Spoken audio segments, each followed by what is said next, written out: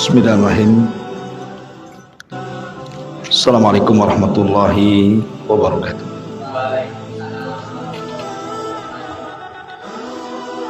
Alhamdulillah wassalatu wassalamu ala rasulillah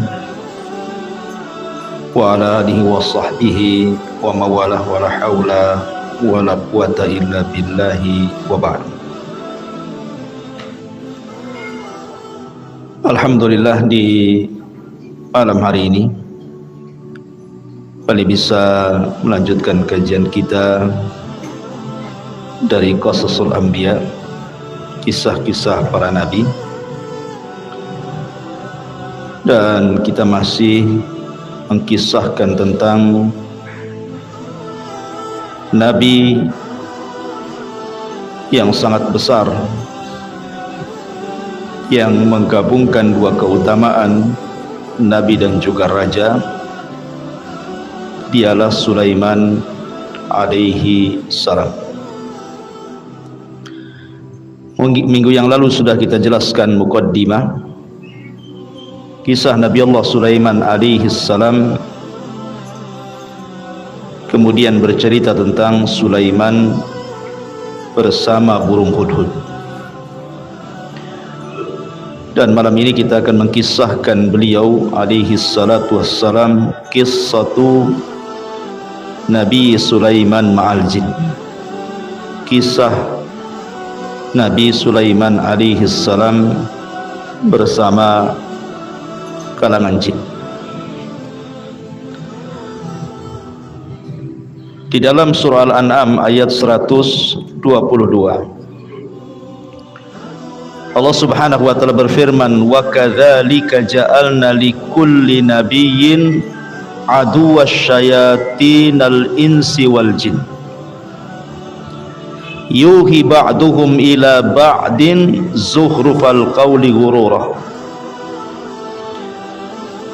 Dan begitulah kami jadikan tiap-tiap nabi ini musuh dari kalangan syaitan-syaitan manusia dan syaitan-syaitan jin.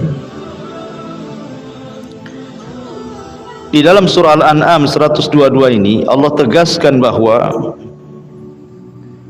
ada kalangan syaitan dari kalangan manusia dan jin adalah musuh-musuh para nabi. Lalu kenapa kemudian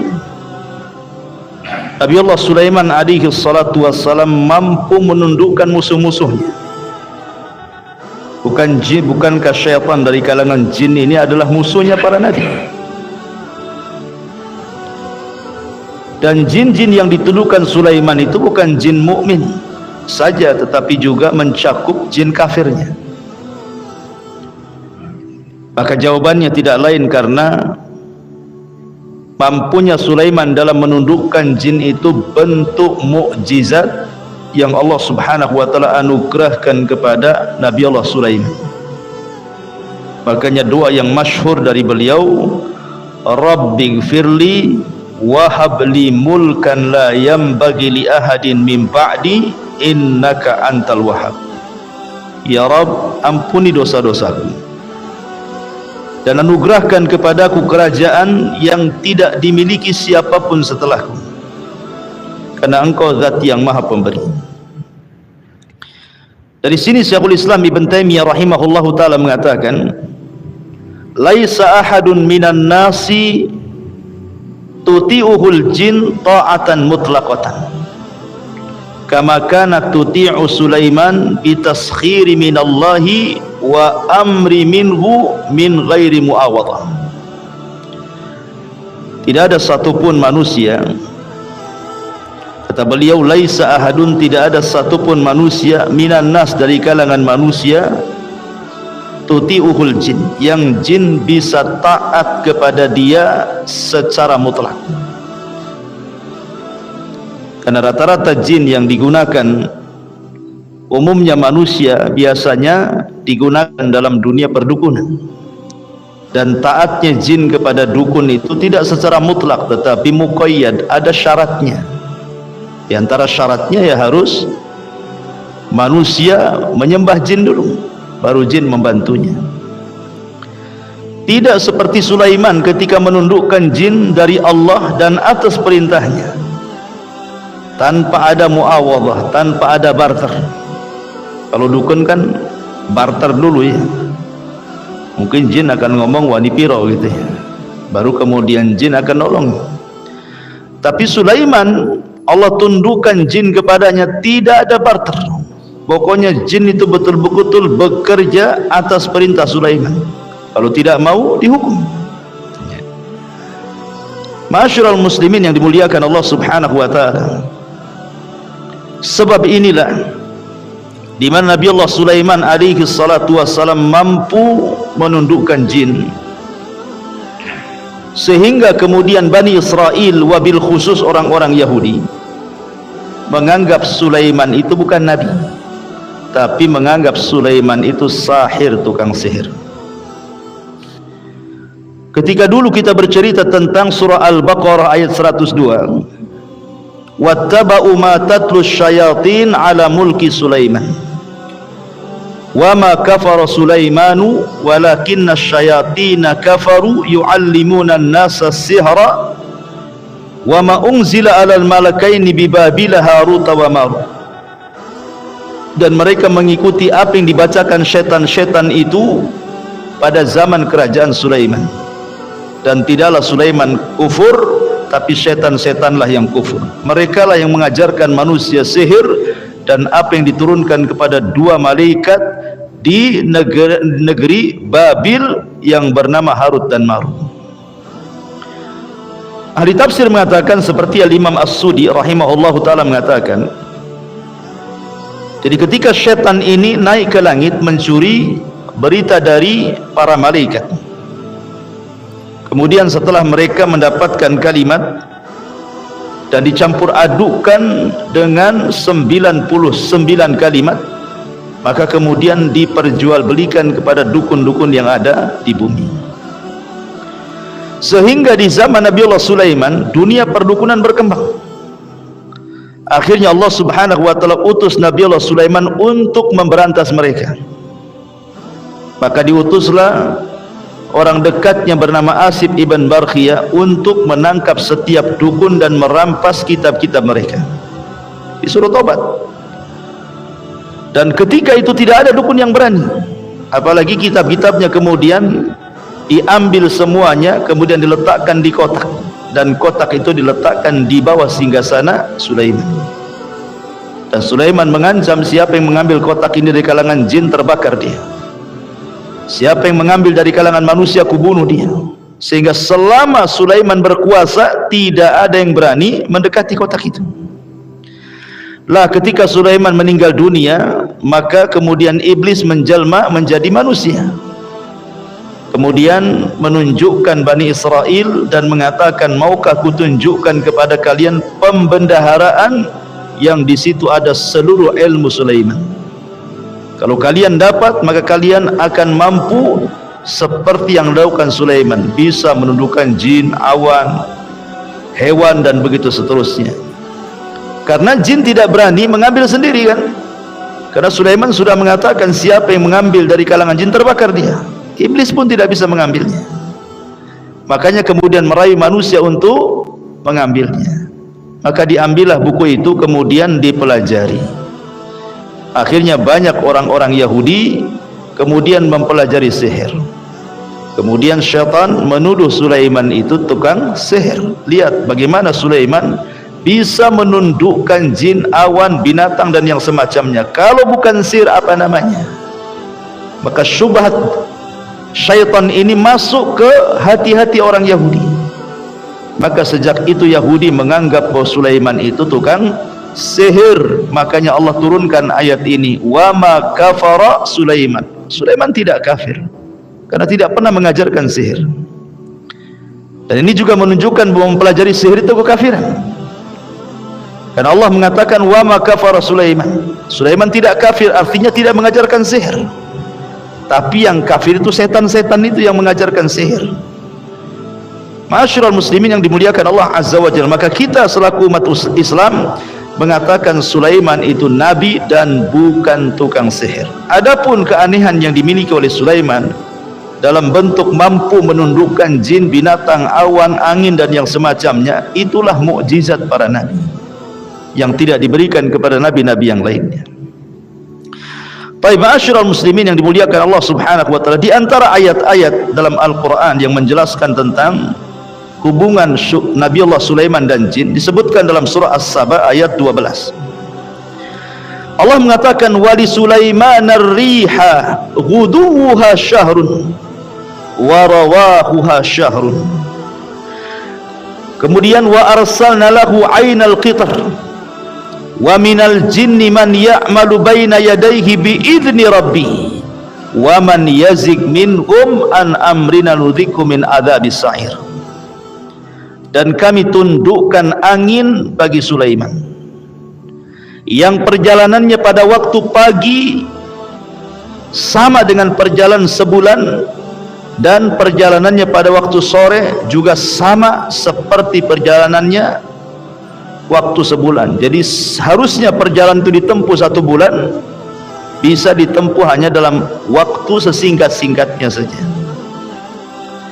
Kemudian Allah mengatakan, dan kami alirkan cairan tembaga baginya, dan sebagian dari jin ada yang bekerja di hadapannya di bawah kekuasaannya dengan izin Allah Subhanahu wa taala. Dan siapa yang menyimpang di antara mereka kalangan jin dari perintah kami, kami rasakan kepadanya azab neraka yang apinya menyala-nyala. Di sini ada kalimat wa minal jinni man ya'malu baina yadayhi, dan dari kalangan jin ada yang bekerja kepada Sulaiman, menunjukkan bahwa Sulaiman menundukkan jin. Salah satunya adalah ketika kemarin kita bicara tentang pemindahan istana Ratu Balqis, di mana Ifrit mengatakan, Ifrit itu jin yang paling kuat setelah iblis. Dia mengatakan, aku sanggup memindahkan istana itu sebelum engkau berdiri di tempat dudukmu, kan begitu. Menunjukkan Ifrit saja bisa ditundukkan Nabi Allah Sulaiman.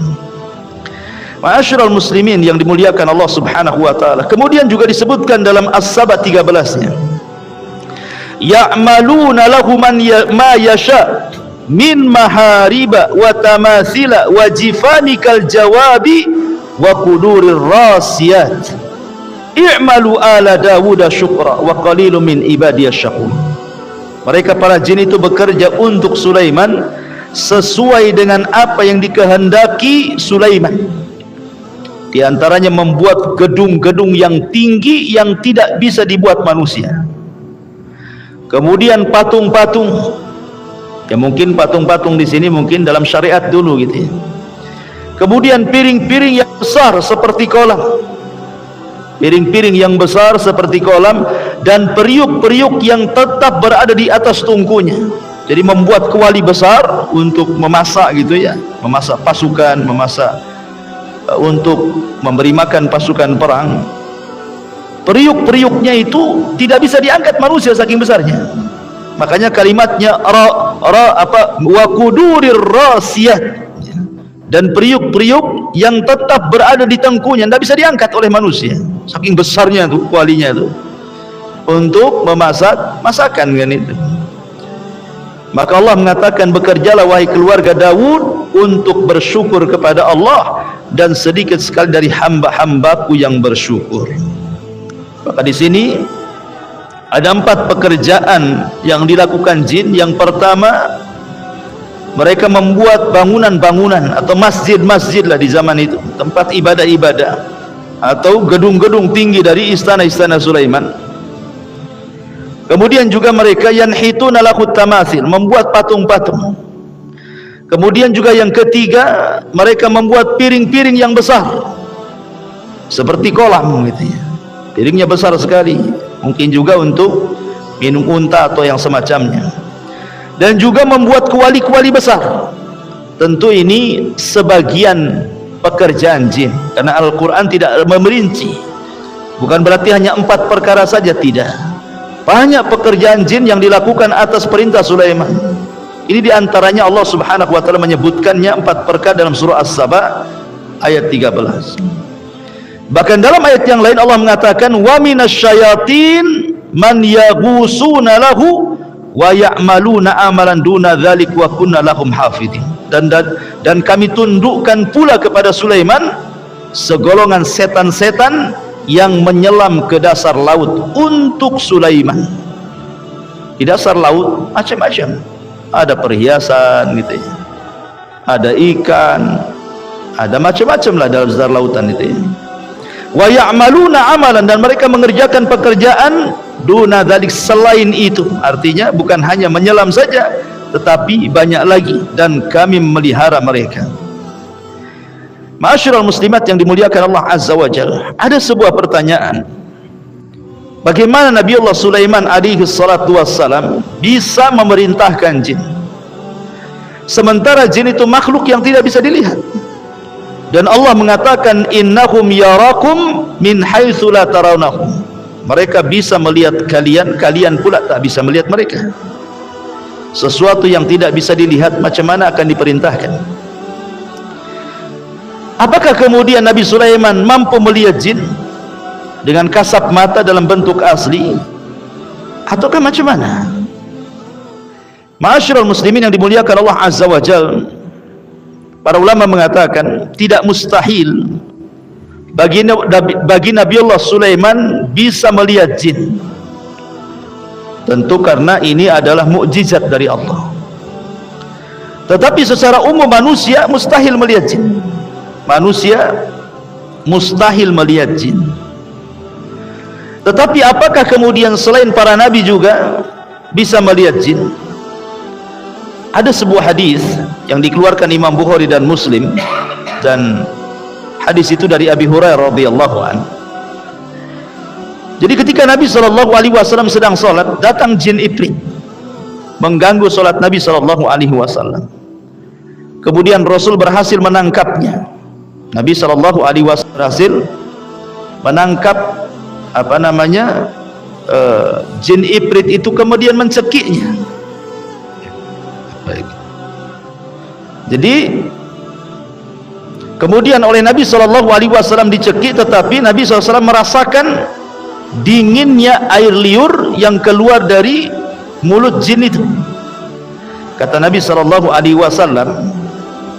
kalau seandainya aku tidak ingat doa Sulaiman, atau kalau seandainya aku tidak ingat dengan doa Sulaiman, tentu aku sudah ikat jin itu di tiang masjid, kemudian orang-orang akan melihatnya dan melemparinya dengan sandal, katanya.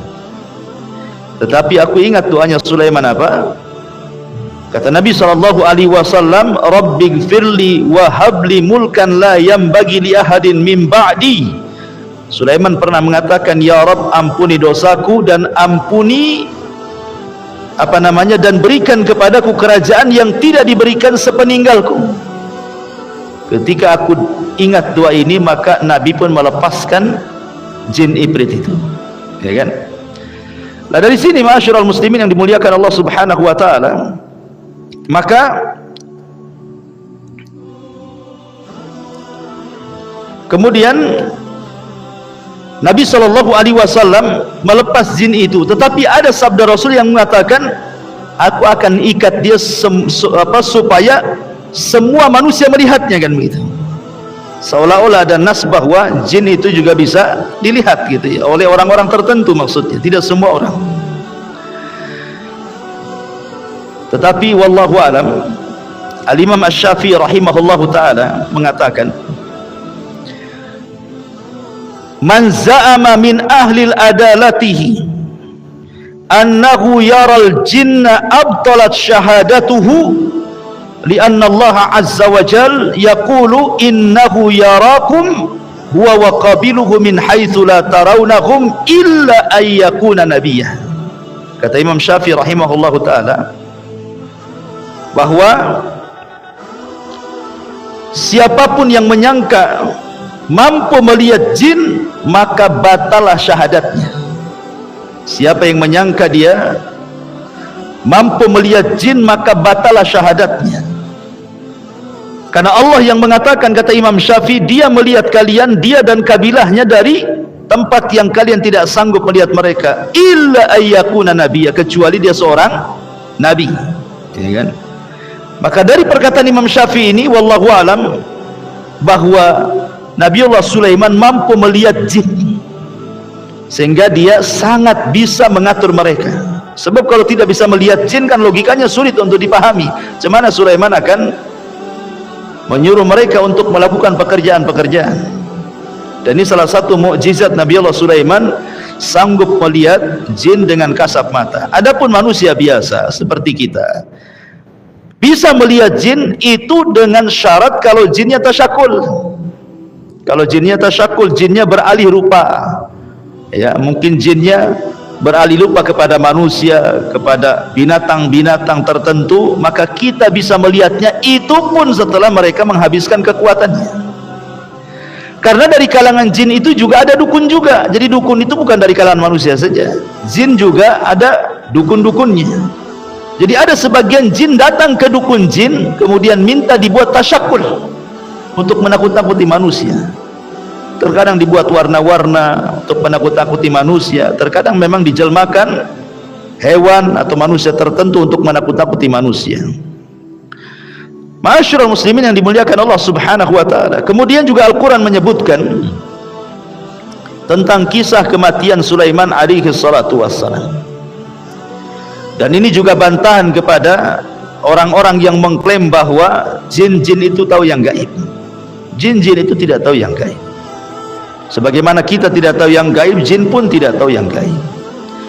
Jadi suatu ketika jin itu diperintahkan oleh Nabiullah Sulaiman. Jin diperintahkan untuk membangun Baitul Maqdis ketika itu. Ada yang mengatakan seperti itu. Tiba-tiba kemudian Sulaiman ini duduk di singgasananya sambil memegang tongkatnya. Jadi tongkat itu untuk supaya dia tidak jatuh gitu ya, dipegang tongkatnya. Rupanya Nabiullah Sulaiman oleh Allah Subhanahu wa taala ditakdirkan meninggal di atas singgasananya sedang memegang tongkatnya. Entah berapa lama Sulaiman itu duduk di singgasananya sambil memegang tongkatnya itu.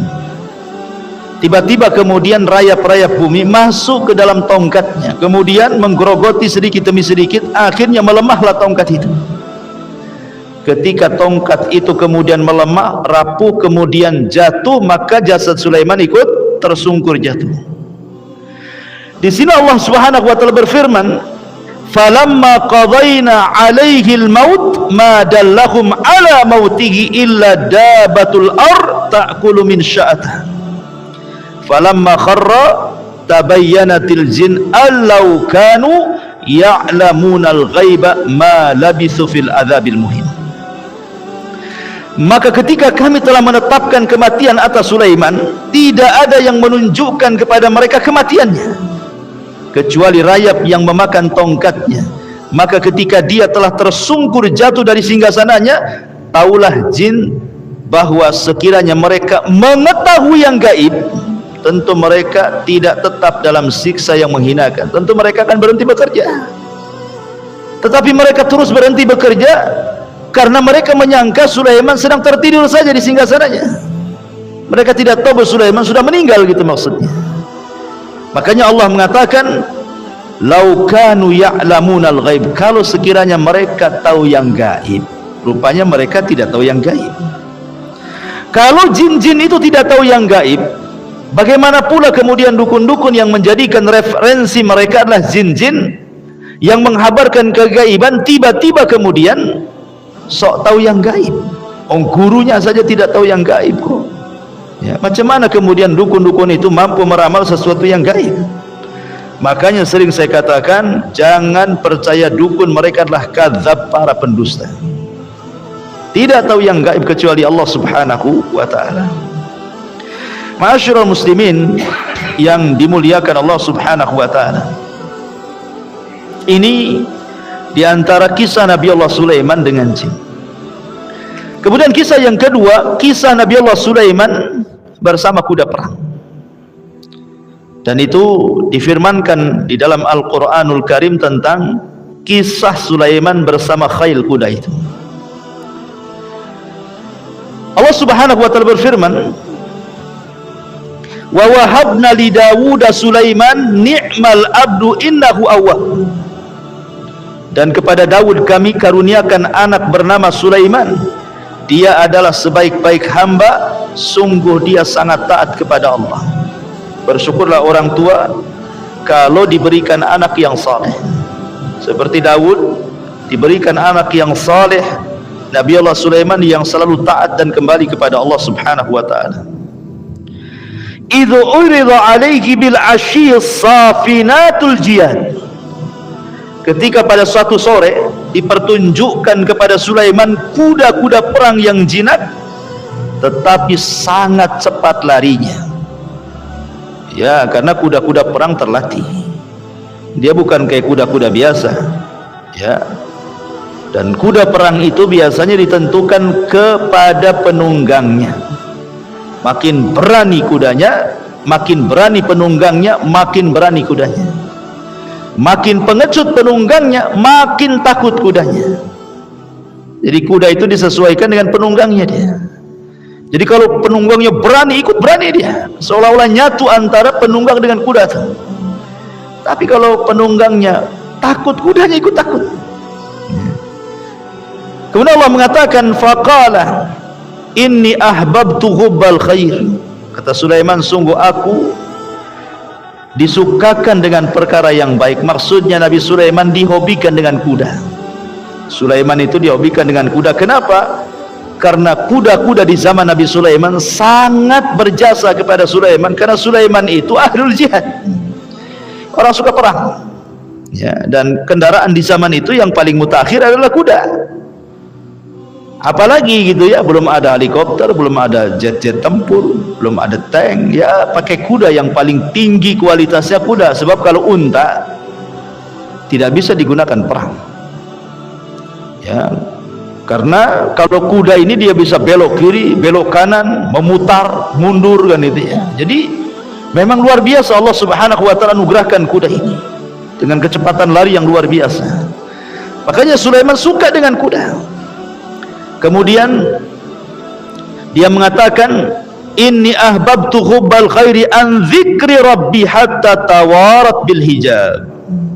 Sesungguhnya aku menyukai segala yang baik, maksudnya kuda, yang membuat aku ingat akan kebesaran Tuhanku sampai matahari terbenam. Jadi suatu ketika Nabi Allah Sulaiman sedang menjejerkan kuda-kuda perangnya. Ada yang mengatakan jumlahnya cukup banyak. Ya. Sebagian ahli tafsir, ya sebenarnya sih tidak ada dalilnya yang mengatakan berapa jumlah kuda ini. Tetapi disebutkan oleh ahli tafsir, ada yang mengatakan jumlahnya itu asyrata alaf, sampai 10.000 kuda dibariskan. Bahkan ada yang mengatakan isyrina alf, 20.000. Ada yang mengatakan alfun, 1.000 saja. Jadi ini perselisihan ahli tafsir. Tapi sekali lagi tidak ada dalilnya. Ini kan ijtihad ahli tafsir. Mungkin diambil dari kisah-kisah Israiliyat, wallahu a'lam. Tetapi anggaplah 1.000 kuda pendapat yang paling kecil. Kan banyak 1.000 kuda itu. Itulah saking cintanya, sukanya Sulaiman dengan kuda itu sampai punya kuda sebanyak itu. Jadi ketika Nabi Allah Sulaiman sore-sore kemudian mengelus kudanya, memandang kudanya, bersyukur kepada Allah, mengingatkan dengan karunia dan kuasa Allah dengan adanya kuda-kuda perang itu. Rupanya mungkin Sulaiman terduduk memandang sehingga matahari terhalang oleh kuda, sehingga ketika terbenam Sulaiman tidak sadar kalau matahari sudah tenggelam. Padahal di waktu itu Sulaiman harus melaksanakan sholat. Akhirnya kemudian Sulaiman terlalaikan dari sholatnya sampai matahari terbenam. Dari situlah kemudian Nabiullah Sulaiman menyesal, kenapa kuda-kuda itu sampai melalaikan diriku.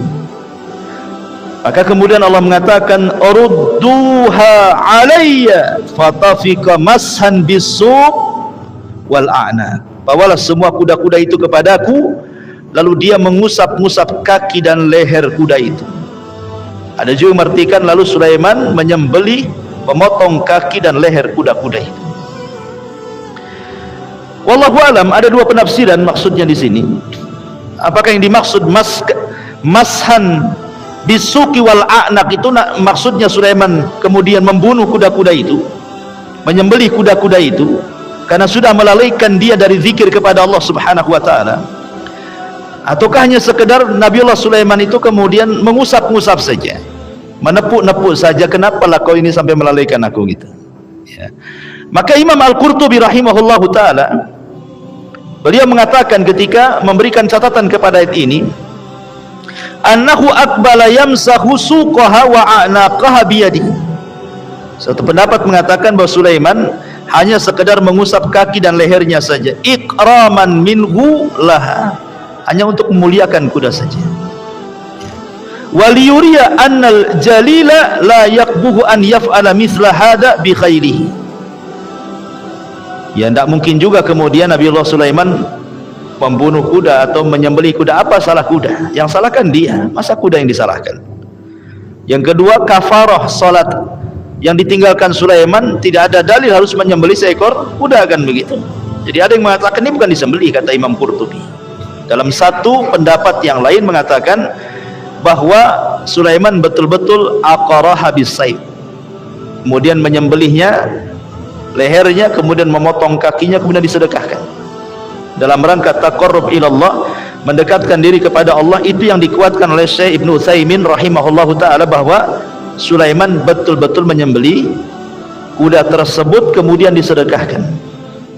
Kenapa? Karena ada riwayat daripada Imam Ahmad dalam musnadnya, Nabi SAW bersabda, man taraka syai'an lillahi awadallahu khairan minhu. Barang siapa yang meninggalkan sesuatu karena Allah Subhanahu wa taala, maka Allah akan ganti sesuatu itu dengan yang jauh lebih baik lagi. Ketika Sulaiman kemudian meninggalkan kuda-kuda itu dengan cara menyembelihnya kemudian disedekahkan kepada fuqara wal masakin sebanyak 1000 kuda atau lebih itu, maka Allah Subhanahu wa taala kemudian ganti Nabiullah Sulaiman bukan dengan kuda lagi, tapi ditundukkan kepadanya angin dan awan. Sehingga kalau seandainya kuda ini memacu dalam tempo 1 bulan baru sampai, maka angin dan awan itu bisa menerbangkan Sulaiman dalam waktu yang sesingkat-singkatnya, di sore hari atau di pagi harinya gitu ya. Diganti dengan jauh yang lebih cepat lagi kan. Kuda kan bisa sebulan, ini pagi aja sudah sampai di sana, sore sudah sampai di sana gitu ya. Menunjukkan bahwa kaidah umum, kalau antum meninggalkan sesuatu karena Allah, maka pasti Allah akan ganti sesuatu itu dengan jauh lebih baik lagi. Yakin. Ada orang yang bekerja di instansi tertentu, di situ banyak haramnya, ada ribanya, ya kan? Bahkan 99% ribawiyah. Kalau antum lillahi ta'ala, karena Allah Subhanahu wa ta'ala, meninggalkan pekerjaan itu karena Allah, di situ banyak riba dan yang semacamnya, pasti Allah Subhanahu wa ta'ala akan ganti pekerjaan yang jauh lebih baik lagi ya. Jadi kalau ada sesuatu yang di dalamnya melalaikan perintah Allah Azza wa Jalla, kemudian antum tinggalkan, yakin Allah akan ganti sesuatu itu, jangan khawatir. Ingat dulu pernah saya ceritakan tentang anak muda pengangguran. Ada anak muda nganggur, tapi anak muda ini soleh, luar biasa, saya lupa namanya. Kemudian anak muda ini dari rumahnya berangkat menuju Haram, ya gunanya dia untuk sholat, berdoa, siapa tahu dengan itu dia bisa mendapatkan pekerjaan. Di tengah jalan sekitar Haram, dia mendapatkan ada satu kis, ya semacam kantong, rupanya isinya perhiasan yang sangat mahal sekali. Kemudian terjadilah ghazwul fikri, pusing anak muda ini. Wah, udah nggak ada duit, pengangguran, mungkin bahasa kitanya nomor dompet pula gitu ya. Hati kecil hawa nafsunya ingin memilikinya, tetapi kemudian dia bantah lagi, ini kan bukan punya saya nggak berhak mengambilnya. Kalau antum nggak ada cerita-cerita itu langsung dijual, ambil duitnya. Akhirnya anak muda ini kemudian datang ke tempat ketinggian yang ramai orang, kemudian mengumumkan siapa yang punya kis ini, siapa yang punya kehilangan kis ini. Tapi anak muda ini tidak menunjukkan dan memberitahu isinya, hanya siapa yang punya kis ini maka datangi aku, alamatnya rumah ini, rumah ini, rumah ini. Tidak ada yang mengaku. Rupanya selang beberapa saat berdirilah kakek tua naik pula ke atas batu itu dan mengatakan, siapa yang menemukan barangku tolong kembalikan, aku akan berikan upah sekian dan sekian. Rupanya ada yang tahu dan mengatakan, wahai kakek, tadi baru saja anak muda pun mengumumkan barang yang sama yang kau ceritakan itu. Dia menunjukkan alamatnya di sini dan di sini. Akhirnya dicarilah oleh kakek itu, anak muda itu, ketemu pula. Tapi anak muda ini cerdas kan, bisa saja kakek itu ngaku-ngaku saja. Makanya anak muda ini memerinci, ya, warna kantongnya apa, besarnya seperti apa, isinya apa, kan gitu. Kan begitu kalau antum nemu dompet kan nggak langsung dikasih. Pasti antum tanya dulu, bukan kita tidak yakin dia pemiliknya, bisa saja penipu. Kayak sekarang banyak penipuan. Kemarin di pondok saya Jabaluhur itu, malam-malam ada telepon wali santri, katanya anaknya kecelakaan harus masuk rumah sakit, harus ditebus uang 2 juta. Ini orang tuanya saking panik, harusnya kan dia konfirmasi ke pesantren dulu kan. Mungkin karena malam dikiranya udah nggak ada yang ngangkat. Itulah penipu, kadang-kadang sehari malam-malam dia nunggu ustadz-ustadznya pada tidur baru nelpon gitu ya kan. Nggak ada diangkat, ya mungkin beneran ditransfer pula 2 juta. Kena prank sama penipu juga. Anaknya sehat-sehat jadi pondok. Subhanallah, penipu. Ada aja zaman sekarang tukang tipu kan. Jadi kembali ke kisah anak muda ini. Akhirnya kakek ini menyebutkan persis seperti sifat yang ditemukan anak muda ini. Akhirnya dikasihkanlah kantong, rupanya isinya perhiasan yang mahal. Kakek itu saking bersyukurnya, dia ngasih imbalan sesuai dengan janjinya. Tapi anak muda itu menolaknya, enggak. Aku ingin mendapatkan pahala dari Allah, bukan dari upah. Makanya kakek ini berterima kasih pergi. Ceritanya sampai di sini. Maksudnya pertemuan anak muda dengan kakek ini. Akhirnya anak muda pun tidak putus asa untuk mencari pekerjaan. Cobalah dia mengadu nasib, boleh jadi mungkin ke seberang pulau sana adalah pekerjaan. Seperti sekitar haram tidak ada, jadi dia pergi jauh sampai kemudian menyeberangi sungai gitu ya. Naiklah dia perahu. Rupanya perahunya entah kenapa terkena gelombang, kemudian perahunya karat, mati semuanya. Anak muda ini pula selamat. Tapi selamat dia terdampar di sebuah pulau. Ya, di sebuah pulau Baduy gitu ya. Kemudian dia bangun, nggak ada siapa-siapa. Karena ketika itu dia terbangun di waktu subuh, otomatis anak muda ini kan rajin ibadah. Dia ingin mencari masjid untuk sholat subuh. Ditelusurilah kemudian pulau itu sampai akhirnya dapat masjid. Masalahnya masjid itu kotor, seolah-olah sudah tidak pernah digunakan lagi. Maka anak muda itu membersihkannya. Kemudian tiba-tiba dia azan di masjid itu. Seolah-olah satu kampung baru ada sejarah ada orang azan di masjid itu. Datang semua orang kampung itu. Kemudian sebagian mereka ikut sholat, dan mereka mendengarkan suara yang indah dari anak muda itu. Maka berterima kasihlah orang kampung itu, karena semuanya orang awam, mereka jahil agama. Ketika ada orang alim berterima kasih, kemudian ditanya, kamu hendak kemana? Dia mengatakan hendak mencari pekerjaan. Oh, kata orang kampung, sudah, kau jadi muadzin, kau jadi imam, kau ajari anak-anak kami ngaji. Mau gaji berapa kami bayar?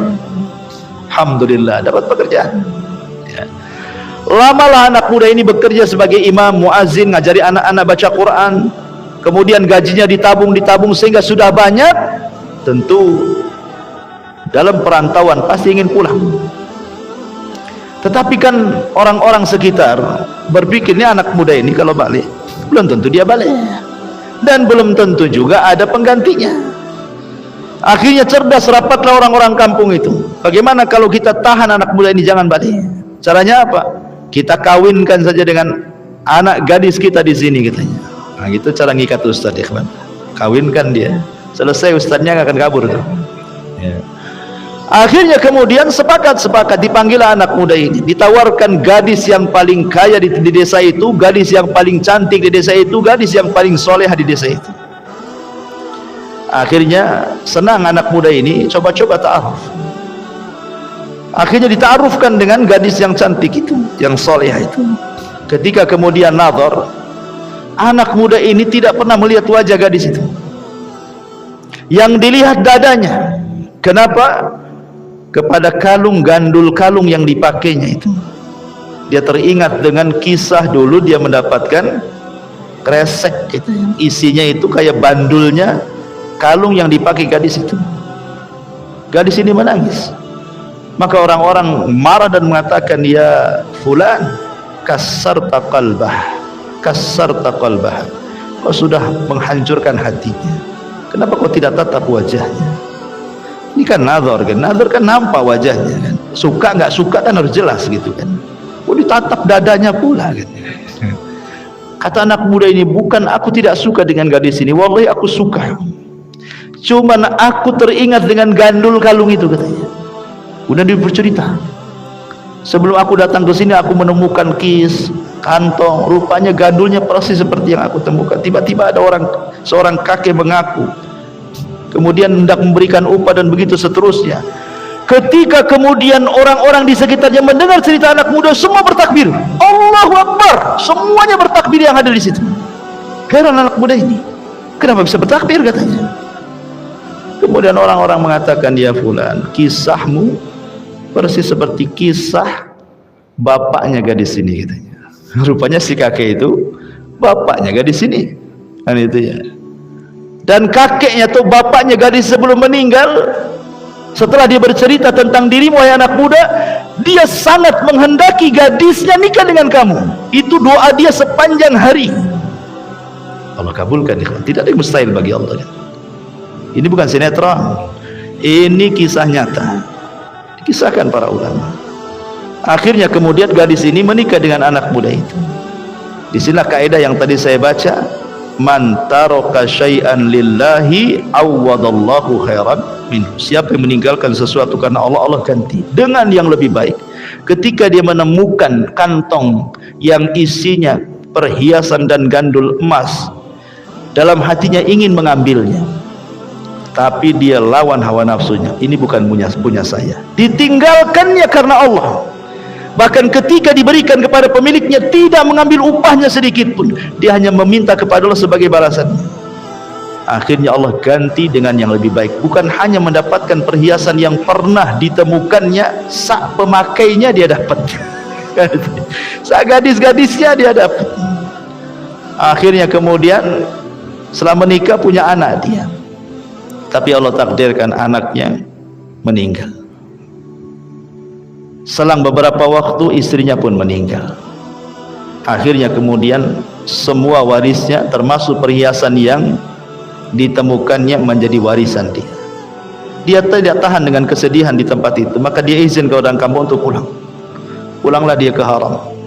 Warisan yang didapat dari perhiasan itu dia jual, kemudian dia gunakan modal. Rupanya Allah bentangkan rizkinya sehingga dia menjadi orang kaya di tempat itu, dan dia bersedekah setiap hari. Man taraka syai'an lillahi awadallahu khairan minhu. Baik, ya.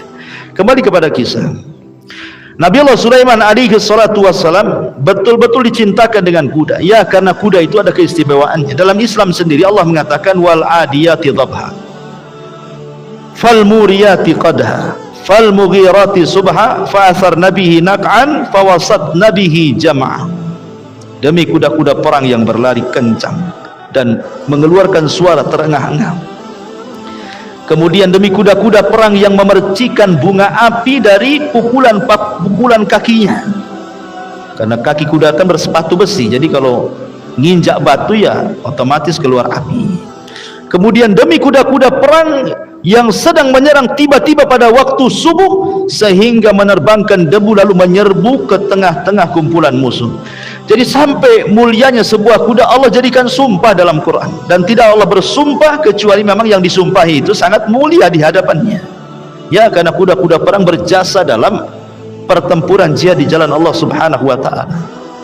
Bahkan Allah mengatakan wa'iddu lahum mastata'tum min quwwatin wa miribatil khair. Siapkanlah untuk menghadapi mereka musuh-musuh kalian kekuatan apa saja yang kalian sanggupi, termasuk kuda-kuda perang yang ditambatkan oleh kalian. Makanya kenapa dalam Islam itu tidak ada olahraga yang disunnahkan kecuali 3 perkara kan? La sabqa illa fi naslin au khufin au hafirin kan itu. Tidak boleh ada perlombaan berhadiah kecuali lomba memanah, lomba berkuda, dan lomba menunggang unta. Dalam riwayat berenang, kan itu ya, berenang, nunggang kuda, memanah, itu disunahkan. Lah salah satunya latih kuda, kan gitu. Kenapa demikian? Karena ada hadis yang mengatakan, kata Nabi SAW, al-khailu salasatun, kuda itu ada 3 jenis. Kuda itu ada 3 jenis. Fa farasun lirrahman, ada kuda untuk Allah. Kemudian wa farasun lil insan, ada kuda untuk manusia. Wa farasun lisyaitan, dan ada kuda untuk setan. Ada kuda untuk Allah, ada kuda untuk manusia, ada kuda untuk syaitan.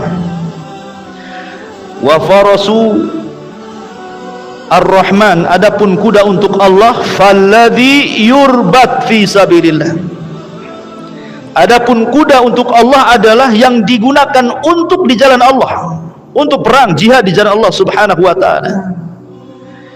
Adapun wa farasul lil insan, adapun kuda untuk manusia, fal farasu yarbituhal insan yaltamis batnaha fahiya tasturu min faqrihi. Adapun kuda untuk manusia adalah kuda yang oleh pemiliknya untuk mencari nafkah bagi pemiliknya, maka kuda-kuda itu merupakan penutup bagi pemiliknya dari kefakiran. Ya memang digunakan untuk ngangkut barang, ngantar dari satu tempat ke tempat, atau untuk ngangkut dia, ya, hanya untuk cari nafkah saja. Itu untuk kuda bagi manusia. Adapun kuda untuk syaitan, falladhi yuqamaru au yurahanu alaihi, kata Rasul. Adapun kuda-kuda yang diberikan kepada syaitan adalah kuda-kuda yang dipakai oleh pemiliknya untuk berjudi dan taruhan. Dan banyak lomba kuda, taruhan. Sekarang kuda jadi bola, bolanya bola dunia lagi. Ya kan. Intinya bahwa kuda itu sampai ada kuda untuk Allah. Ya tadi kuda yang digunakan untuk berjihad. Karena gini ikhwatu fiddin, Nabi SAW mengatakan, al-khailu fi nawasihal khairu ila yaumil qiyamah. Jadi sesungguhnya di ubun-ubun kuda itu ada keberkahan, kebaikan sampai kiamat. Hadis ini keluarkan Bukhari dan Muslim. Kenapa demikian? Karena di akhir zaman kalau kita melihat tentang tanda-tanda alamat kiamat besar, salah satunya adalah hilangnya teknologi, kan? Sehingga sebagian para ulama nanti perang di zaman akhir itu, di akhir zaman itu akan kembali ke kuda, kembali ke unta, kembali ke panah, ke pedang, ke tombak, dan begitu seterusnya. Makanya Nabi SAW menyunahkan kuda itu karena nanti ada waktunya orang-orang akan kembali ke kuda.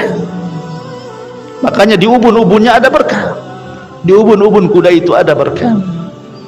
Dan Nabi SAW mengatakan sebaik-baik kuda adalah kuda yang berwarna hitam, adham, di keningnya terdapat warna putih sedikit, kemudian meloncat-loncat dengan kuda kakinya.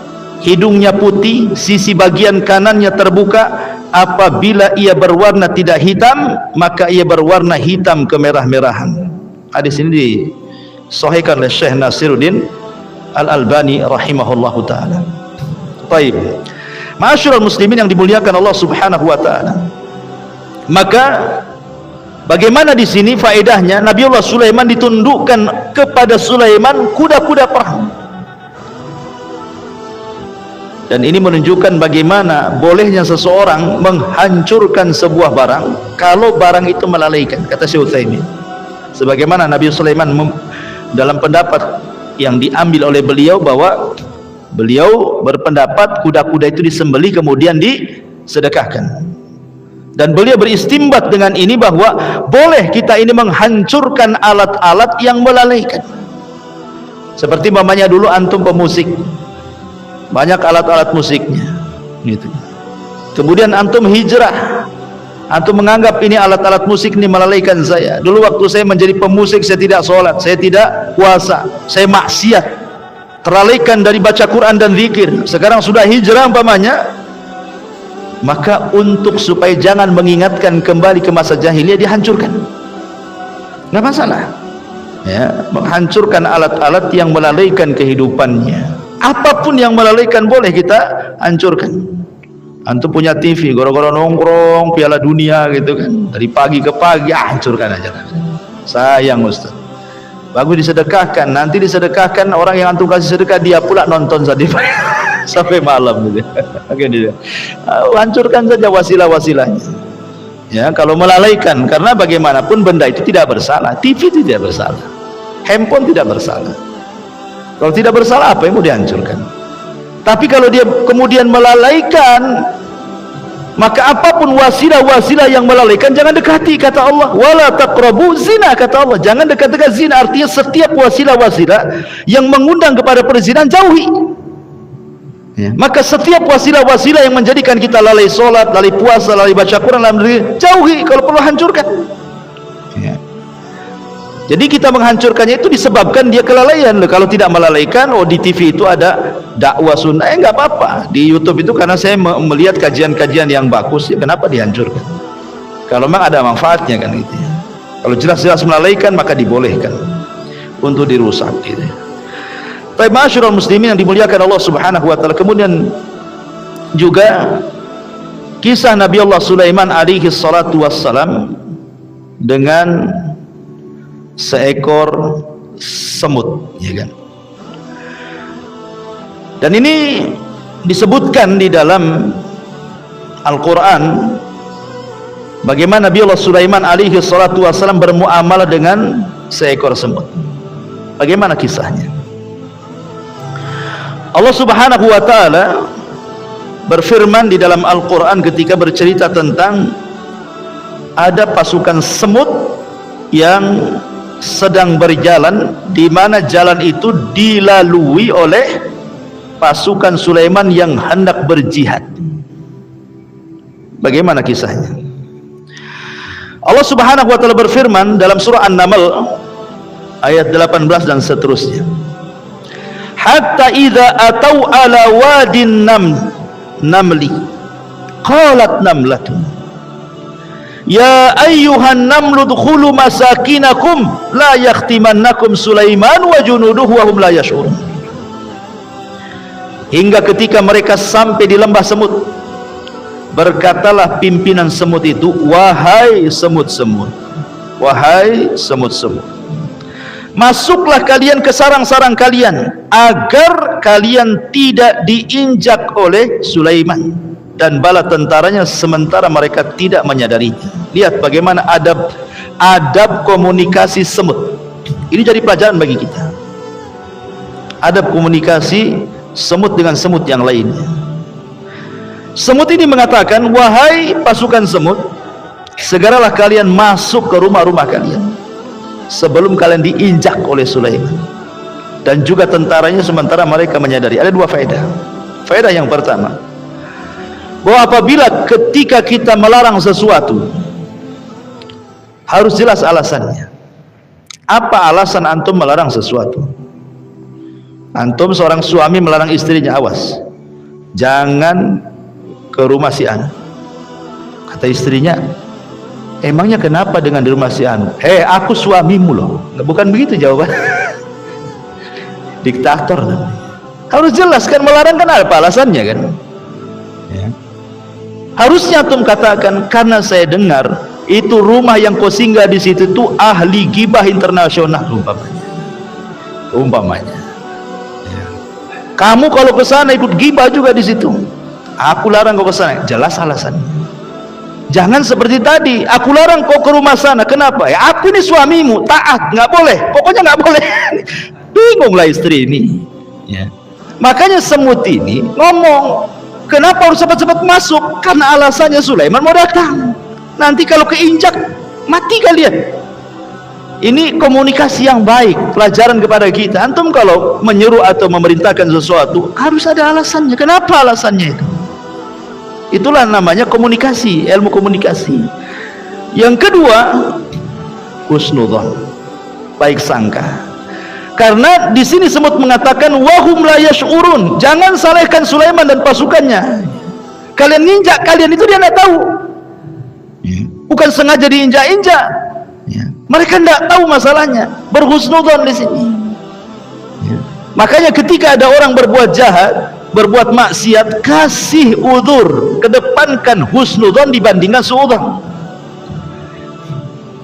Kenapa dia kan dulunya baik sekali ke masjid, tapi kok sudah seminggu jarang ke masjid? Jangan-jangan udah futur, jangan-jangan udah pindah manhaj. Antum suudzonnya tinggi. Ya mungkin dia sibuk dengan keluarganya. Sudahlah, mungkin kita doakan saya sebuah ada masalah, mudah-mudahan cepatkanlah masalahnya selesai, nanti dia ke masjid lagi. Kan enak kalau ngomong itu ya. Jadi kedepankan husnudzon. Seperti ketika ada muridnya Imam Syafi'i datang kepada Imam Syafi'i, Imam Syafi'i itu lagi terbaring sakit parah. Imam Syafi'i oleh muridnya didoakan, qawwallahu dha'faka ya imam, qawwallahu dha'faka ya imam. Qawwa itu ada dua maknanya, imma diparahkan sakitnya atau disembuhkan sakitnya. Bahasa Arab ini kadang-kadang satu lafaz maknanya kontradiktif. Qawwallahu dha'faka ya imam, semoga Allah menguatkan kelemahanmu, artinya semoga makin parah lemahnya, kan begitu ya. Atau mungkin qawwallahu dha'faka, semoga Allah angkat kelemahanmu, artinya disembuhkan. Jadi ada dua makna. Ya, bisa mendoakan keparahan, bisa mendoakan kesembuhan di situ. Kata Imam Syafi'i, ucapanmu itu sama dengan mempercepat kematianku, katanya. Bercanda Imam Syafi'i kan, dia bercanda. Ya, kata muridnya, oh bukan itu maksudnya, bukan makna yang itu, katanya. Bukan makna yang memperparah, tetapi maksud saya itu makna yang kedua, makna supaya cepat sembuh. Kata Imam Syafi'i, ya, dia mengatakan kepada muridnya, aku yakin walaupun engkau mencaciku, ya, aku akan katakan mungkin kau sedang menasihatiku. Dia berusaha gitu, tidak melihat zahir perbuatan dia kan. Dia tetap, Imam Syafi'i mengajarkan husnudzon sama orang. Ya, jangan langsung suudzon kalau tidak ada bukti. Ya. Jadi di sini juga semut-semut juga mengajarkan komunikasi dan juga amalan hati, husnudzon. Fatabassama dhahika min qauliha, maka Sulaiman tersenyum lalu tertawa karena mendengar perkataan semut, menunjukkan Sulaiman paham dengan bahasa semut. Dari sini juga ada adab yang sangat baik sekali. Apa itu? Senyum. Kalau Sulaiman saja kepada semut dia senyum, bagaimana kepada manusia? Makanya Anas bin Malik radhiyallahu mengatakan Nabi itu adalah manusia yang suka senyum. Dan Rasul juga mengatakan tabassumuka li akhika shadaqah, senyum kamu kepada saudaramu sedekah. Dan ulama membagi akhlak itu menjadi tiga: leher ke atas, kedua tangan, dan kepala sampai kaki. Kalau antum bisa melakukannya pada tiga perkara ini, berarti antum orang yang berakhlak. Leher ke atas, di situ ada lisan, ada mata. Kalau ketika bicara tidak pernah melotot, berarti berakhlak, ya kan? Kalau lisannya selalu senyum dan mengeluarkan kalimat-kalimat santun, itu berakhlak. Kalau kedua tangannya mau menolong orang, dengan bahasa kita ringan tangan gitu ya, maka dia berakhlak. Kalau kepala sampai kakinya ketika berbicara dengan orang, antum hadapkan kepada orang yang diajak bicara, berarti badan itu berakhlak. Karena ada orang yang berbicara dengan orang lain itu badan antum kemana, dia pula kemana. Nggak begitu. Walaupun antum seorang pejabat, orang tinggi sekalipun, yang diajak ngomong itu mungkin tukang sapu atau apa gitu yang dianggap remeh menurut anda, tetap Islam itu tidak membedakan siapa anda dan siapa dia. Hargai dia, manusia dia itu, bukan binatang. Hadapkan badan kita dengan dia. Ya, jadi diantaranya senyum. Senyum itu akhlak. Lihat Sulaiman senyum, sama semut saja senyum. Tapi karena senyumnya Sulaiman kepada semut kan karena paham. Jangan pernah antum tiru. Ada semut di dinding, senyum. Ngapain antum semut? Ikut sunahnya Sulaiman. Antum dibilang gila tuh senyum sama semut kan itu ya. Jadi ini Sulaiman karena paham. Karena paham kepada bahasa semut, dia senyum dengan bahasanya. Ya. Kemudian Allah mengatakan, wa qala rabbi auzi'ni, lihat bagaimana ketika Nabi Sulaiman dianugerahi mampu untuk memahami bahasa binatang, sehingga binatang tunduk kepada dia. Dia pun bersyukur kepada Allah. Qala rabbi auzi'ni an ashkura ni'mataka allati an'amta alayya wa ala walidayya wa an a'mala salihan tardahu wa adkhilni bi rahmatika fi ibadika salihin. Ya Allah, anugerahkan aku ilham untuk tetap mensyukuri nikmat-Mu yang telah Engkau anugerahkan kepadaku dan kepada kedua orang tuaku, dan agar aku mengerjakan kebaikan yang Engkau ridhai, dan masukkanlah aku dengan rahmat-Mu ke dalam golongan hamba-hamba-Mu yang saleh. Lihat, ini satu akhlak yang diajarkan Sulaiman, bagaimana cara mensyukuri nikmat Allah Subhanahu wa taala. Saya tanya, siapa orang kaya di zaman sekarang yang lebih kaya dibandingkan Sulaiman? Tidak ada sekuku tangan orang kaya di zaman sekarang yang mampu menandingi kekayaan Sulaiman. Tapi itu sombongnya setengah dewa, sombong kali. Orang-orang kaya itu kalau tidak ada iman di hatinya, sombong sekali, tidak menghargai orang. Coba saja, kadang-kadang orang kaya ngobrol sama kita ini, apalagi antum ini nggak siapa, bukan siapa-siapa, itu nggak direken dia. Dia lebih suka memegang handphone dia. Mungkin ngajak bicara sama antum tuh sepatah dua patah, tapi kalau ada telepon itu yang paling lama. Sebentar Pak ya, ada telepon. Tahu-tahu belum selesai urusan dengan dia, maaf Pak, ini penting Pak, pergi. Antum nggak ada apa-apanya dibandingkan dia. Sombongnya itu, masya Allah orang itu. Makanya kenapa Nabi SAW mengatakan badiru bil a'mali sab'an, bersegeralah kalian beramal soleh sebelum datang 7 perkara. Salah satunya apa? Hal tantadiruna faqran munsia au ghinan mutghiyah. Apakah kalian menunggu tidak mau beramal soleh sampai datang kefakiran yang melupakan, atau kekayaan yang melampaui batas, kata Nabi. Karena kekayaan itu sirru tughyan, rahasia bejatnya orang itu kaya. Lihat Qarun, dulunya orang baik, bejat gara-gara kaya, ya, melawan nabinya lagi. Akhirnya Allah katakan wa khasafna bihi wa bidarihil ardh, kami tenggelamkan si Qarun dan seluruh kekayaannya ke dasar bumi.